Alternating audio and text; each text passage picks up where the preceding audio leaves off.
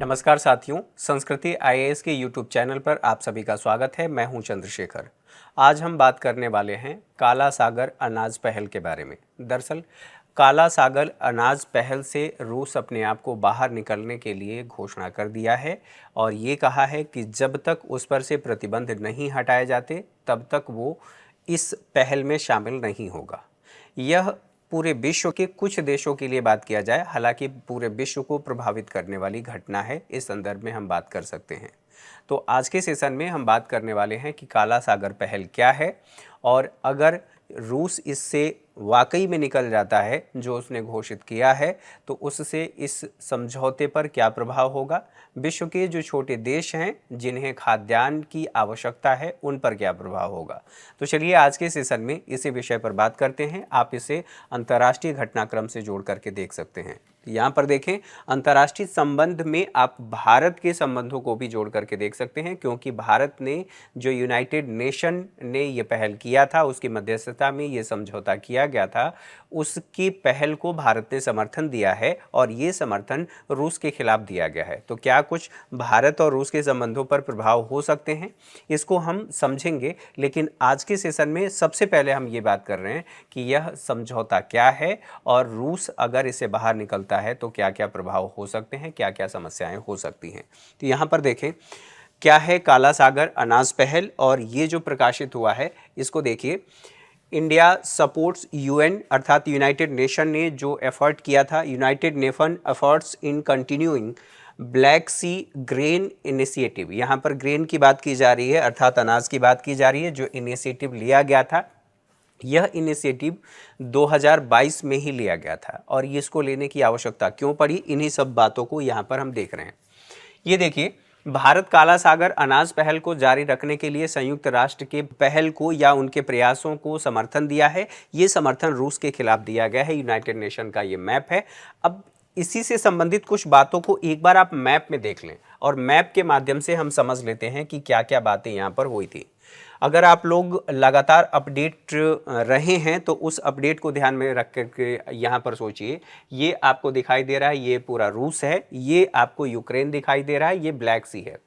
तो फरवरी 2022 में रूस ने यूक्रेन पर आक्रमण किया और जैसे ही आक्रमण किया उसकी वजह से जो ये यूक्रेन है इसका वैश्विक निर्यात प्रभावित हो गया। वैश्विक निर्यात अर्थात जो खाद्यान्नों का आयात ये करता है, उर्वरकों का आयात करता है, वो बाधित हो गया। बाधित होने की वजह से जो छोटे देश हैं, आप इनकी बात कर सकते हैं, जैसे इजिप्ट है, सोमालिया है, या जो अल्प विकसित देश हैं उनकी बात कर लीजिए। यहाँ से निर्यात होता था, इसी के माध्यम से अर्थात काला सागर होते हुए ये निर्यात हो रहा था। ये निर्यात बंद हो गया। बंद होने की वजह से अब इन देशों के सामने खाद्यान्न संकट उत्पन्न हो गया। न केवल खाद्यान्न संकट बल्कि यूक्रेन को भी मॉनेटरी लॉस होने लगी।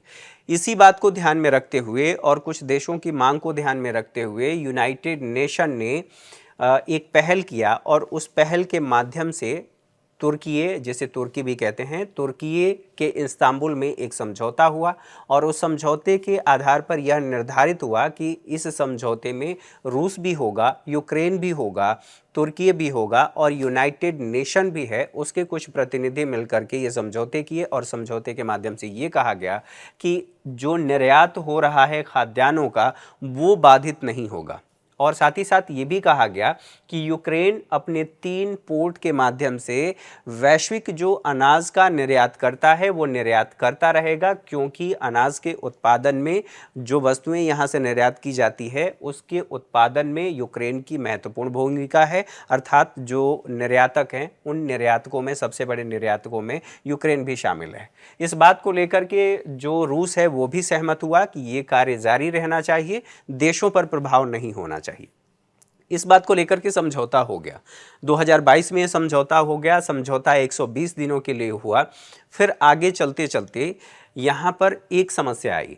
120 दिनों के बाद ये लगा कि पहले ही युद्ध खत्म हो जाएगा, लेकिन युद्ध खत्म नहीं हुआ। ये लगातार जारी है, अभी तक जारी है। फिर जैसे जैसे समय बीतता गया, रूस ने इससे अक्टूबर में ही निकलने की घोषणा की कि इस समझौते से अब मैं बाहर निकल जाऊंगा। हालांकि फिर वापस आ गया। 2 बार ऐसा किया, अर्थात रूस इस समझौते से बाहर निकला और फिर इसमें शामिल हो गया। अभी की बात यह है कि रूस ने ये कहा है कि इस जो समझौता है, इस समझौते से वो बाहर निकल जाएगा, क्योंकि उस इस समझौते की वजह से रूस को कोई लाभ नहीं हो रहा है। लाभ क्यों नहीं हो रहा है? क्योंकि अमेरिका और उसके सहयोगी देश रूस पर आर्थिक प्रतिबंध लगाए हैं और उस आर्थिक प्रतिबंध की वजह से बड़े पैमाने पर रूस को नुकसान हो रहा है। तो रूस इन्हीं बातों को ध्यान में रखते हुए कहा है कि जब तक उस पर से प्रतिबंध नहीं हटाए जाएंगे, वो इस समझौते में शामिल नहीं होगा। सवाल ये है कि इस समझौते में से रूस के निकलने से क्या प्रभाव होगा। तो पहली बात ये है कि यूक्रेन प्रभावित होगा। जो निर्यात करके उससे विदेशी मुद्रा मिलती थी, वो इस युद्ध में अपने आप को सर्वाइव कर पा रहा था, वो समस्या इसके सामने आएगी। साथ ही साथ जो छोटे देश हैं, आप इनकी बात कर सकते हैं, सोमालिया की बात कर सकते हैं। यहाँ पर सोमालिया और अन्य जो अफ्रीकी देश हैं, उन देशों को खाद्यान्न की आपूर्ति नहीं हो पाएगी, और आपूर्ति नहीं होगी तो इसका मतलब ये है कि वैश्विक स्तर पर खाद्यान्न संकट उत्पन्न होगा। और ये जो छोटे छोटे देश हैं, गरीब देश हैं, यह वैश्विक बाजार में से जो खाद्यान्न है उनको खरीद करके अपनी आवश्यकताओं की पूर्ति नहीं कर सकते। इसलिए इनके सामने समस्या है, क्योंकि अगर दूसरे देशों से ये खरीदते हैं तो वो खाद्यान्न महंगा होगा, और यहाँ से जो निर्यात हो रहा था, या इन देशों के संदर्भ में बात करें या इनके तरफ से देखें, तो वो आयात सस्ता हो रहा था। यही सारी बातें यहाँ पर बताई गई हैं इसी पहल को लेकर के कि इस समझौते से बाहर निकलने की जो घोषणा उसने किया था, उस घोषणा के खिलाफ जब यूनाइटेड नेशन ने इसको जारी रखने की बात कही, तो भारत ने रूस के खिलाफ इसका समर्थन किया। तो ये बातें आप लोगों ने देख लिया कि ये देश हैं, ये ब्लैक सी है, और यहाँ पर आप रसिया देख रहे हैं, उसके बाद यूक्रेन, इन देशों को आपने देख लिया। महत्वपूर्ण तथ्य ये है कि रूस जो काला सागर अनाज पहल में शामिल था, उसमें जो भागीदारी निभा रहा था, ये कहा कि हम अपनी भागीदारी को निलंबित करते हैं। ये जो घोषणा किया था 29 अक्टूबर को, अपनी भागीदारी निलंबित करने की घोषणा किया था। अब ये बातें, हालांकि फिर से वापस चला गया था, अब ये बातें आ रही हैं कि रूस इसमें वापस नहीं जाएगा। ये देख रहे हैं आप काला सागर, और मैंने आपको मैप के माध्यम से वो सारी चीज़ें दिखा दिया। अब यहाँ पर बात ये हो रही है, काला सागर अनाज पहल ये जो शुरू किया गया था, इसकी शुरुआत हुई थी जुलाई 2022 में, और इस समझौते पर साइन किया गया था। इसकी अवधि 120 दिनों की थी। समझौते के तहत क्या किया गया था, अर्थात समझौता क्या था, तो जो काला सागर मार्ग है उसके माध्यम से अनाज की आपूर्ति वैश्विक स्तर पर सुनिश्चित किया जाए। इसमें कौन कौन से देश हैं, तो रूस, तुर्की और संयुक्त राष्ट्र के साथ साथ यहाँ यूक्रेन भी शामिल है। इस समझौते में आपूर्ति की बात किया जाए तो अनाज और जो खाद्य पदार्थ है उनकी आपूर्ति हो रही थी। कारण क्या है, तो भू राजनीतिक संघर्ष अर्थात रूस और यूक्रेन युद्ध, खाद्य की कीमतों का समाधान करना, क्योंकि यहाँ युद्ध की वजह से जो आपूर्ति बाधित हो गई थी, उस आपूर्ति को ध्यान में रख करके कहा गया है कि खाद्यान्न की कीमतों में वृद्धि हुई है। अगर एक एक्सपोर्टर जो निर्यात कर रहा था, अगर वहाँ से सप्लाई चेन बाधित होती है, तो जो खरीदार देश हैं उनके सामने बहुत बड़ी चुनौती खाद्यान्न को लेकर के उत्पन्न हो गई थी। उद्देश्य ये था, यूक्रेन से दुनिया को खाद्य और जो उर्वरकों का निर्यात किया जा रहा था वो शुरू किया जाए, और निर्यात निर्बाध रूप से चालू रहे। निर्यात की बात की जाए तो यूक्रेनी 3 बंदरगाहों से हो रहा था। ये 3 बंदरगाह आपको दिखाई दे रहे हैं। ये जो आप देख रहे हैं, ये पूरा यूक्रेन की बात की जा रही है। यहाँ से निर्यात हो रहा था, और इसके लिए, अर्थात इसी निर्यात के लिए एक सुरक्षित गलियारा विकसित किया गया था कि इस निर्यात में बाधा नहीं उत्पन्न किया जाएगा।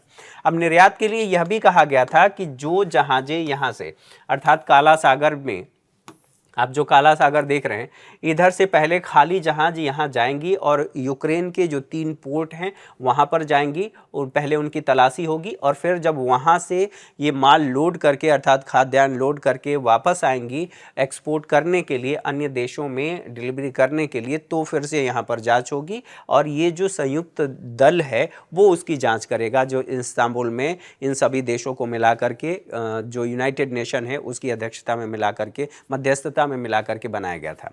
तो यहाँ तक बातें आप लोगों ने समझ लिया कि सुरक्षित गलियारा विकसित किया गया और यहीं से ये कहा गया कि निर्यात निर्बाध रूप से होता रहेगा। समझौते को लागू करना इस्तांबुल समझौते के माध्यम से ये कहा गया। इसमें स्थापना किया गया था किस चीज़ का, तो एक संयुक्त समन्वय केंद्र JCC की स्थापना की गई थी।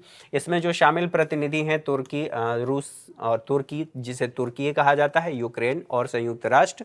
साथ ही कार्य क्या होगा, तो जहाज़ों का निरीक्षण करना, उनकी निगरानी करना कि कहीं ऐसा न हो कि खाद्यान्न आपूर्ति के माध्यम से यूक्रेन बाहर के देशों से हथियार मंगा रहा है। तो इन सभी बातों को ध्यान में रख करके जहाज़ों का निरीक्षण करना जरूरी था, ये आप लोगों ने देख लिया। साथ ही साथ अब यहाँ पर बात किया जाए समझौते का महत्व तो ये है कि यूक्रेन से जो निर्यात हो रहा था, वैश्विक निर्यात में जो उसकी भागीदारी है 45 मिलियन टन अनाज की ये आपूर्ति करता है। इसमें कौन कौन से अनाज हैं, गेहूं है, मक्का है, रेपसीड है, सूरजमुखी का बीज है और सूरजमुखी का तेल, इसका निर्यात करता था। तो अगर ये समझौता निर्बाध रूप से जारी नहीं रहता, अब की बात की जाए तो जो खाद्यान्न आपूर्ति है वो सुनिश्चित नहीं हो पाएगी, अर्थात बाधित होगी। तो जो छोटे देश हैं उन पर प्रभाव तो होगा ही। भारत वहाँ से कॉर्न मंगाता है, भारत पर भी प्रभाव होगा। बहरहाल खाद्यान्न आपूर्ति सुनिश्चित करने के लिए ये समझौता किया गया था, तो इसलिए इस समझौते का व्यापक महत्व है। अब बात कर लिया जाए ये जो प्रगति है, कब कब की बात कही जा रही है, अर्थात ये जो यूनाइटेड नेशन की वेबसाइट है वहीं पर ये सारी बातें दी गई हैं। काला सागर अनाज पहल 14 सितंबर 2022 तक की प्रगति रिपोर्ट।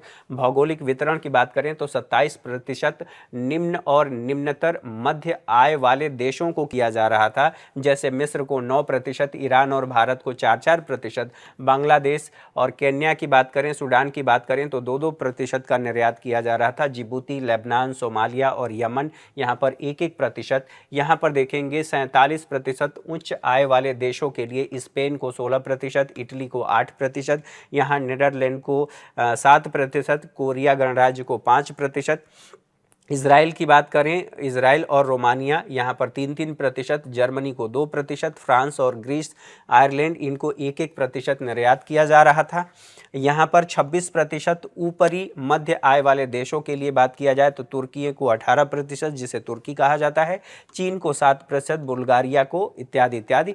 ये आप देख रहे हैं, इतना अनाज आपूर्ति सुनिश्चित किया गया है या निर्यात किया गया। विस्तृत जानकारी अनाज व अन्य खाद्य सामग्री की बात किया जाए तो 53% यहाँ पर कहा गया है कि मक्के का, गेहूं का 25%, जो सूरजमुखी उत्पाद है उसका 11%, जौ का 5%, रेपसीड का 4%, सोयाबीन बीन्स की बात किया जाए तो 1% और अन्य उत्पाद भी इसमें शामिल थे। तो इनका निर्यात इसके माध्यम से, इस समझौते के माध्यम से हुआ था। ये कब की बात की जा रही है, तो 14 सितंबर 2022 तक की स्थिति ये है।